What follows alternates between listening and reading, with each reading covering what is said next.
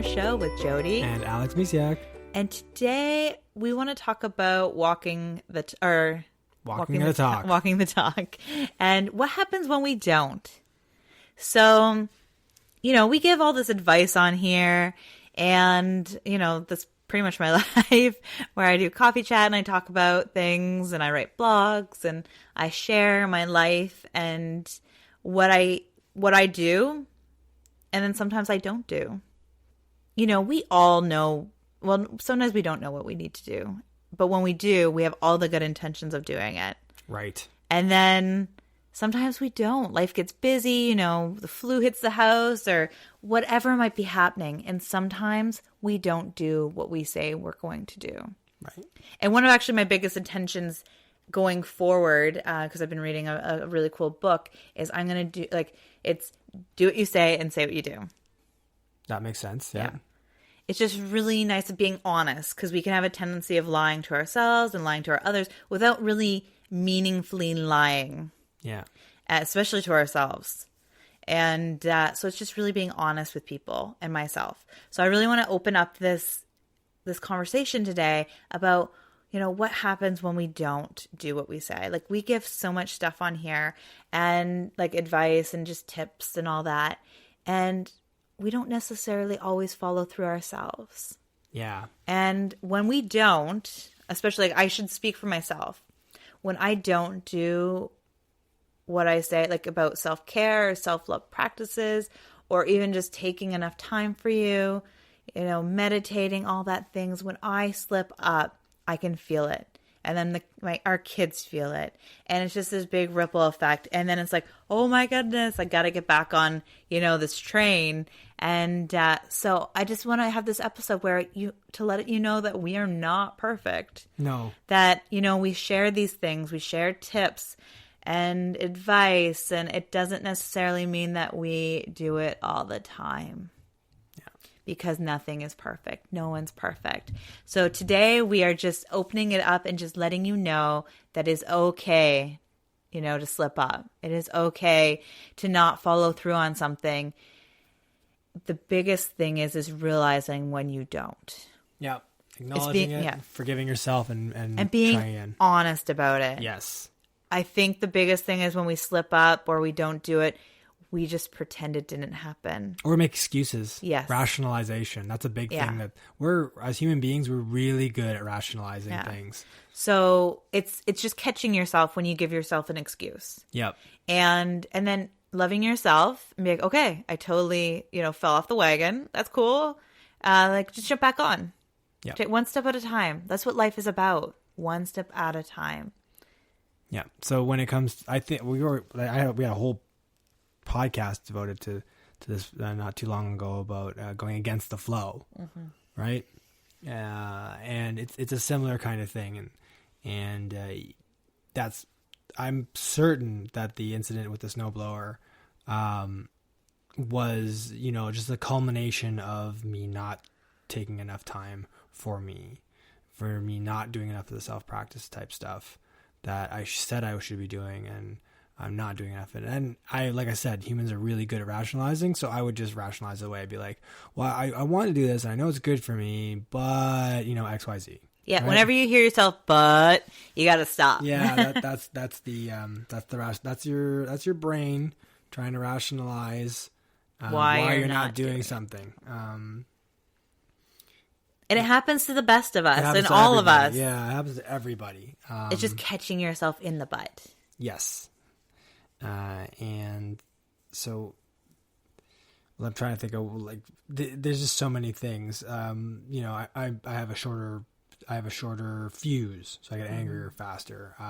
Especially when you're working late. I'm not as patient. Yeah. I'm not as patient with anyone, whether it be at home or at work, which is bad on all fronts. Let's see, tired, snippy, make mistakes, start making mistakes when all that stuff starts building up. And you're not loving yourself enough, I wasn't loving myself enough. So that affects the people closest to me. It affects you, it affects the kids, it affects the cats. Even the cats know. when, I've been like off the wagon for too long. They can tell. Self-neglecting. Yeah, that's a better way. When I've been neglecting the self. Yeah. Even the cats know. And I'm trying to think of any other really concrete examples, giving too much away. But like I said, the snowblower one was definitely probably one of the bigger, more damaging ones that could have ended really badly. It didn't.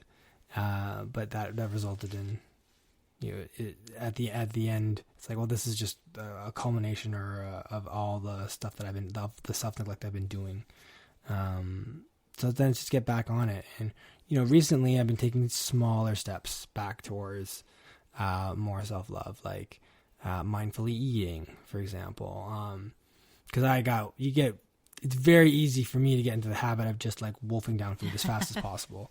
Because again, the excuse is, well, I've got to get back to work, or I've got to take care of the kids. Because the kids can be mindful eaters, but more often than not will just, more like absent mindful eaters, because they're absently eating while they're thinking about doing something else or actively watching television. Or they just want to play. Yeah, they want to play or whatever. And it's like, okay, well, that's fine. And they're just not, like I said, I'm rationalizing right now. I'm making excuses. So I'm wolfing down food so that I'm prepared for whatever comes next from our kids. That's the excuse. As I'm like quietly chewing my food and mindfully eating. Right. So, because I feel the stress, like I can feel the stress attached to my food when I'm like trying to eat, when the kids are running around and screaming. And we're trying to work on having like very mindful, peaceful, calm eating, because it just feels better when the food goes down a little slower. Yeah. So if I haven't been doing that at dinner time, it's like, well, I'll pick other times to do that, whether it be like a mid-afternoon snack or a mid-morning snack, something like when it's a little quieter, and we're not worried about getting the kids to swimming lessons or getting them outside or, school or any of that kind of stuff. Right. So that's one thing. When the kids are pushing back on me when I want them to do something, right? Like when you aren't walking the talk. So like I said, I get snippy, I get mad at them, lash out, and our kids just mirror it all back at me. Yes. Yeah. Like, that's why I had to stop, and I'm like, I need to really get back on track and start slowing down and doing better things, because both kids now are mirroring my bad behavior back at me and to each other, and that's not great at all. And it's a bad feeling when you're like, okay, they're doing this because they saw me do it, and they think, well, he does it, so I can do it, and that's. You don't want to be like that. People are our mirror, so I love that you saw that. Oh, absolutely. So it's just so obvious because you can see them. And kids are very much mirrored. But I mean, in general, like if somebody, is snippy at you, it's possible that like you're reflecting, and like you see yourself in them. So anyways. Yeah, but it's so much contact with the kids, and the kids don't have filters or anything like that. So they'll just mirror. They're like perfect mirrors. So I've started breathing more, for example, like, okay, my first reaction is like, no, you've got to do this. And I'm like, okay, breathe, 2, 3, 4, let's try something different. And that's been working better. Because when we react from fear or anger or stress or overwhelm, which like when we don't take care of ourselves is overwhelm usually, because we're doing too much, or, because if we're not taking care of ourselves, like, why aren't we taking care of ourselves? Oh, we don't have enough time, or I'm too busy, or, whatever excuse is there. Then we're not coming from a place of love. We're coming from another emotion. Mm-hmm. And those emotions aren't necessarily good ones to be throwing, like not like to be, parenting from. Yep. Or, working from. And when we come from a place of love, then that love gets reflected back. And, it's for so many things. And it's just that's how I get into a creative space, is being in a loving space. Because I can't create things when I'm angry or frustrated. I sure could write some awesome things in anger, but mostly it'll be in my journal. Right. Right? Like, because it's just getting down. So, I'm glad I love that you had to take a step back. And Yeah, because now hopefully we'll practice more and it'll get easier, and the kids will see that, oh, okay, like Dad's more calm, more chill. So you have been more chill this week. We can so be more calm and more chill. Yeah. Or the past, few weeks. Which is great, because the past few weeks at work have been really stressful. So, so that must mean that I'm doing some things right. If you can do it in the stressful of times, that's a good test right there. Take those little victories, right? Yeah. Like, this is a good example today. This is the tiniest of victories. So I'm getting Jaden into his car seat, and this is one of those things we talk about being present. And I wasn't present necessarily. I was thinking, okay, I gotta get him in his car seat, and then I gotta go do this and this and this, right? And Jaden was like, I'm not going in my car seat. I want you to close the door. And I'm like, okay, I close the door. And then he's like, I don't know what game he's playing. He's like, putting his hands in the windows and like just chatting up a storm. And I'm starting to get angry. And I'm like, okay, take a few breaths, open up the door. Again, he starts getting mad at me because he doesn't want the door open. And I'm like, look, we can't sit here the whole day. How about we, I'll close the door, and then I'm going to give you 3 seconds, and then you're going to get in the car seat, or I'm going to get you in the car seat. And he's like, okay. So I close the door, and he's all like smiles and looking at me like I'm going to do something bad. I'm like, okay, I'm not going to get mad. I'm not going to take the bait, because that's what he's trying to do. He's trying to bait me. And I'm like, 1, 2, 3. And then, he and I had a look, and then he got in his car seat. Nice. So there you go. There's a little, the smallest of wins, where it's like, I have blown up at the kids before when they won't get in their car seats and I got to go do something. So I like, and then it actually gets worse. And then it gets worse because they fight to get in the car seat, and it's so much worse. Again, going against the flow. Yeah. So there's all these, like, if you're more mindful, if I'm being honest, like if I'm being more mindful of what I'm doing and taking things a little calmer and approaching things with love, then I'm starting to see all the little minor victories, and then that helps fuel and build momentum to doing more practice, or practicing more of the stuff that we've been preaching. And then you'll start to see bigger and bigger victories. So I love that you mentioned that, actually. It is celebrating the small wins, the small improvements, the little growth. Like sometimes we just want, and I mentioned in last episodes, like with I want to do too much too soon, or like I want to do it all. I want to be perfect, like right now. And again, no such thing as perfect. And the thing is, we don't need to celebrate the big, like there's not always going to be big wins.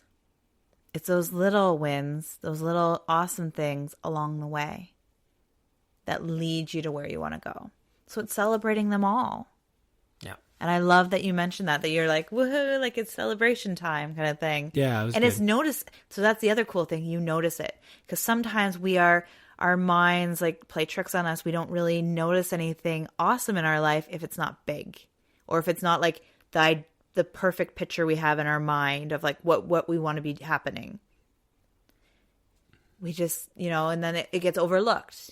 But you even noticed it. You're like, oh, that's great. Like, you notice the small things. Yep. You notice the little things that are improving and are changing, and you're celebrating them. And that's awesome. Yeah.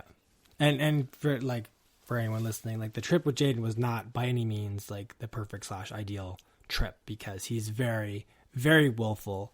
More so, I think, even than Anastasia, possibly because he sees his willful sister. He's like, I'm going to double down on this, which is possible.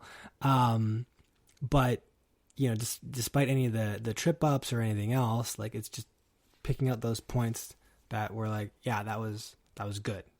Like I was in the right mindset, and things worked a lot better. So here's the cool thing. And I noticed, I wrote a blog, I think it was a few years ago, or a couple of years ago now, where it was like the perfect day. And it's like we went to the park and everything, I just say how like perfect it was. But then it was like under the surface, like if you pull it back, it wasn't perfect. Like the kids were screaming at supper and, just different things. But it was where I was at my peace level. So when like things around you could be chaotic, but you can still have that sense of peace, that sense of calm when you get connected with yourself. Yeah. And by... I can't remember all the details, but when you said like, you know, you talked about it's like it wasn't a perfect trip, but in your mind it can be perfect. Like we set these expectations for ourselves, like what our day has to look like, or you know, what our kids need to do. It's like kids do not run on our idea of what they need to do. Absolutely a lot, not. you know. So it's just being open-minded and being connected and just, you know, loving your way through it. It really is. And things can be very chaotic in your life. You know, kids can be running around and things can still feel calm inside. Yep. And so really some points I really want to hit on here is start small. Celebrate the little wins, the victories. You know, high five yourself, high five somebody, you know, share it, you know, write it in your journal, whatever it is that you do, and just celebrate the little things.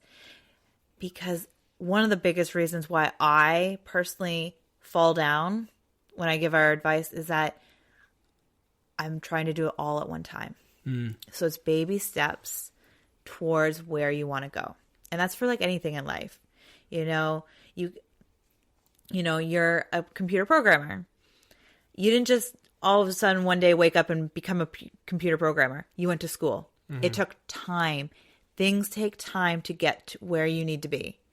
So be gentle with yourself and don't use excuses. So yeah, that's my big one. It's being gentle with yourself, knowing, okay, you are where you are. Cool. Love you where you are right now.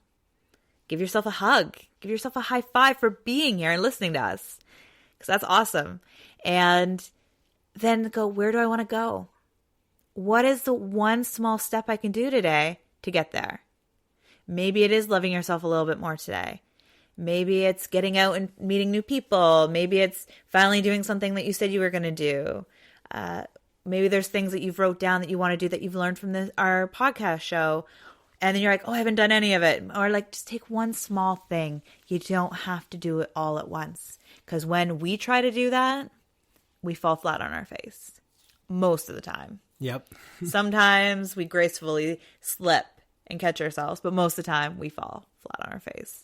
So be gentle. But notice when you're using excuses.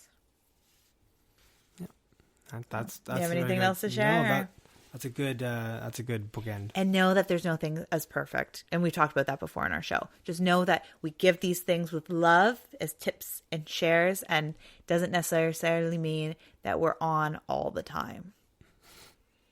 No, we're just always trying to improve, be better than the day before. Exactly. So. That's all you can do.